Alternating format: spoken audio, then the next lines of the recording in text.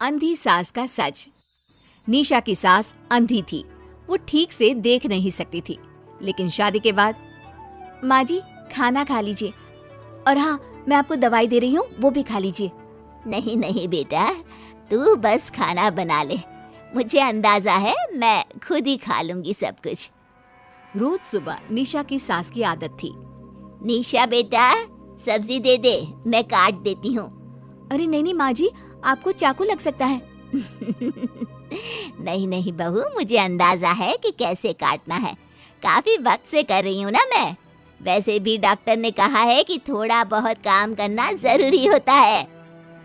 माँ जी डॉक्टर ने कहा है तो दे देती हूँ आपको, लेकिन मेरा मन नहीं मान रहा। अरे बहू, काम नहीं करूँगी तो कैसे चलेगा, बिल्कुल ही अपाहिज हो जाऊंगी। निशा सास को वो जो काम बोलती वो करने दे देती है। एक दिन निशा की सहेली का फोन आता है।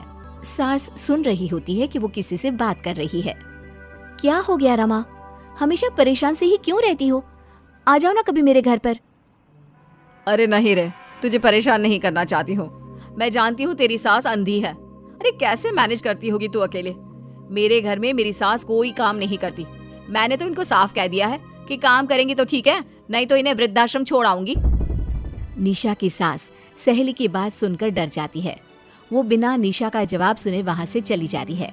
सास के जाने के बाद निशा कहती है, अरे नहीं नहीं, मेरी सास तो पूरा काम करती है। वो सब्जी काट देती है तो मैं छोंक देती हूँ, वो आटा गूंथ देती है तो मैं रोटी बना देती हूँ। अरे माँ जी तो झाड़ू भी इतना अच्छा लगाती है कि किसी को लगे ही नहीं कि किसी अंधे इंसान ने झाड़ू लगाया होगा। तू तो किस्मत वाली है। अरे मेरी सास के तो सारे अंग ठीक होने के बाद भी मगरमच्छ की तरह पसरी रहती है, सारा दिन सारी रात। अरे पता नहीं बुढ़िया को इतनी नींद आती भी कैसे है। खैर वक्त बीतता है और एक दिन निशा मोहल्ले में पति के साथ जा रही होती है कि सास की सहेली मिल जाती है। अरे आंटी कैसी हैं आप? कहाँ जा रही हैं? तुम लोगों के घर ही जा रही हूँ बेटा, तेरी माँ ने बुलाया है, कह रही थी बहुत जरूरी काम है। वैसे तुम लोग कहाँ जा रहे हो? हम मेरे मायके जा रहे हैं। अच्छा आप मम्मी जी के पास रहेंगी तो हम लोगों को कोई चिंता भी नहीं होगी। बेटा बहू चले जाते हैं। सहेली निशा के घर में जैसे ही घुसती है, उसकी सास कहती है, आ गई रीना, जब से अंधी हो गई हूँ तू तो आती ही नहीं घर। अरे क्या बताऊं सीमा, तेरा तो मुझे कुछ समझ में ही नहीं आया। अरे जैसे ही बेटी की शादी हुई उधर तू अंधी हो गई, कैसे? मतलब समझ में नहीं आया। सास जोर जोर से हंसती है। अरे पागल हो गई है क्या? किसी अच्छे डॉक्टर को दिखाना, ठीक हो जाएगी। मन नहीं करता क्या दुनिया देखने का? कल को पोता पोती होंगे, उन्हें कौन खिलाएगा? तेरी भी तो बहू आई है, तेरे भी तो बेटे को बच्चा हुआ, कितना खिला लिया तूने। अरे हमारी तो किस्मत ही फूटी थी। लड़की की पहले दिन से ही डिमांड थी कि सास ससुर के साथ नहीं रहना, चाहे जो हो जाए। अब बोल क्या करती मैं? फिर क्या कर लिया तूने? दोनों आंखें होने के बाद भी परेशान ही है ना? हाँ पर चल कम से कम दुनिया देख तो रही हूँ ना, तेरी तरह अंधी तो नहीं हो गई। निशा की सास शांत हो जाती है। उनकी आंख से आंसू गिरने लगते हैं। अरे अरे रो मत, क्यों रो रही है? वैसे भी दुनिया में ऐसा कुछ नहीं है कि जो देखा जाए। चालाक बहुएं और ऊपर से वो बेटे जिन्हें बचपन से सीने से चिपका कर पाला, वो भी बीवियों के कहने पर माँ से लड़ पड़ते हैं। तेरी गुलाबी रंग की साड़ी बहुत अच्छी लग रही है, और ये जो चश्मे का फ्रेम है ना, जच रहा है तुझ पर। सहेली शांत हो जाती है।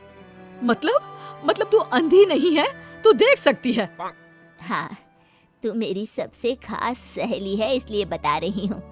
मैं ठीक हूँ, बिल्कुल ठीक। अरे तो फिर अंधी होने का नाटक क्यों कर रही है? दुनिया देख ली है मैंने, देखा है मैंने कैसे सास को देखकर बहुएं रंग बदलती है। मैं अपने बेटे के बिना नहीं रह सकती। पति का साया तो पहले ही उठ गया, बेटे को बहू ले गई तो क्या करूँगी? सारा काम कर देती हूँ, वो इसी में खुश है। सहेली निशा की सास को गले लगा लेती है। लेकिन झूठ बोलकर कब तक? अरे कब तक ऐसे रहेगी? थोड़ी ही देर में बाहर से बेटा बहू के आने की आवाज आती है। बस चुप कर, जो मैं कर रही हूँ बस साथ दे मेरा, नहीं तो। बहू घर पर आती है। सामने 2 कप में चाय, शादी के एल्बम और कुछ खाने पीने का सामान रखा था। माँ जी, कुछ खाया आपने? खाना क्या है बहू, बस चाय पी है। सब्जी दे दे, मैं काट देती हूँ, रात के खाने की तैयारी हो जाएगी। अरे नहीं माँ जी, मैं खाना बना लूंगी, आप आंटी के साथ बैठिए ना। बहू सारा खाना बनाकर सास को आवाज देती है और सभी बैठकर खाना खाते हैं। माँ जी, ये लीजिए, कटहल खा लीजिए, ये कह रहे थे कि आपको बहुत पसंद है। हाँ हाँ, ला दे। बहू सास को रोटी का डिब्बा पकड़ाती है, लेकिन सास नहीं पकड़ती। वो कटहल देना बहू। बहू जल्दी से सास को कटहल दे देती है। अगले रोज फिर सास झाड़ू लगा रही होती है कि बहू कहती है, माँ जी, आप ठीक से झाड़ू नहीं लगा रही, पीछे देखिए कितना सारा कचरा फैला हुआ है, लाइए मैं लगा देती हूँ। सास डर जाती है और पीछे देखती है। कहाँ कहाँ बहू, अरे कहीं तो नहीं है कचरा, देख। नहीं माँ जी, आप देख नहीं सकती ना, इसलिए आपको नहीं दिखा। बहू सास से झाड़ू लेकर सारे घर में झाड़ू लगा देती है। सास अब जो काम करने जाती, बहू उनसे छीन लेती। क्या बात है बहू, आजकल तुम मुझे कोई काम क्यों नहीं करने देती? माँ जी, काम ही क्या है, हम 3 लोगों के लिए खाना और 2 कमरे की घर की सफाई, ये तो मैं आसानी से कर सकती हूँ। सास को समझ में नहीं आता कि आखिर बहू ऐसा क्यों बोल रही है। वो कुछ दिनों तक सब देखती है और फिर एक दिन बहू की सहेली आती है। अरे रमा, क्या बात है, कैसे आना हुआ? बैठ, मैं चाय लाती हूँ। अरे नहीं नहीं निशा, तू सहेली से बात कर, मैं ले आती हूँ चाय। वाह, क्या बात है, तेरी सास को आंख से दिख भी नहीं रहा, लेकिन चाय बनाने को तैयार। और एक मेरी वाली है, हाथ पैर हिलाने के भी पैसे लेती है। वैसे यार, आज मैं रिलैक्स हूँ, छोड़ आई मैं उन्हें वृद्धाश्रम। सास डर जाती है और अंदर से चाय बनाकर ले आती है, लेकिन डर के मारे सास के हाथ से चाय की ट्रे गिर जाती है। बहू की सहेली बोल पड़ती है, अरे कुछ काम होता नहीं है तो करती क्यों है बुढ़िया, एहसान दिखाने के लिए? अरे मैं तो कहती हूँ तू भी इस अंधी को वहीं छोड़ा। नहीं नहीं निशा बहू, मुझे माफ कर दे, गलती से ट्रे गिर गई, मैं सारा काम करूँगी, बस मुझे मेरे बेटे से अलग ना कर, मैं नहीं रह पाऊंगी उसे देखे बिना।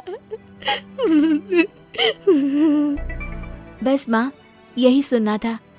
आप देख सकती हैं, फिर भी डर के मारे जो नाटक आपने अंधी होने का खेला, मैं उसे खत्म करना चाहती थी। माँ जी, आप घर की बड़ी हैं, मेरे पति की माँ है, मेरे लिए आपकी जगह भगवान से कम नहीं। आप अंधी नहीं भी होंगी तो भी मैं कभी भी आपको खुद से दूर नहीं करूंगी माँ जी, मेरा विश्वास रखिए। फिर निशा सहेली को देखती है। अच्छा होगा रमा कि तुम मेरे घर से चली जाए, क्योंकि मेरे घर में ऐसे लोगों के लिए कोई जगह नहीं है जो बड़ों की इज्जत नहीं करते। सास चैन की सांस लेती है। जीती रहे बहू, जीती रहे।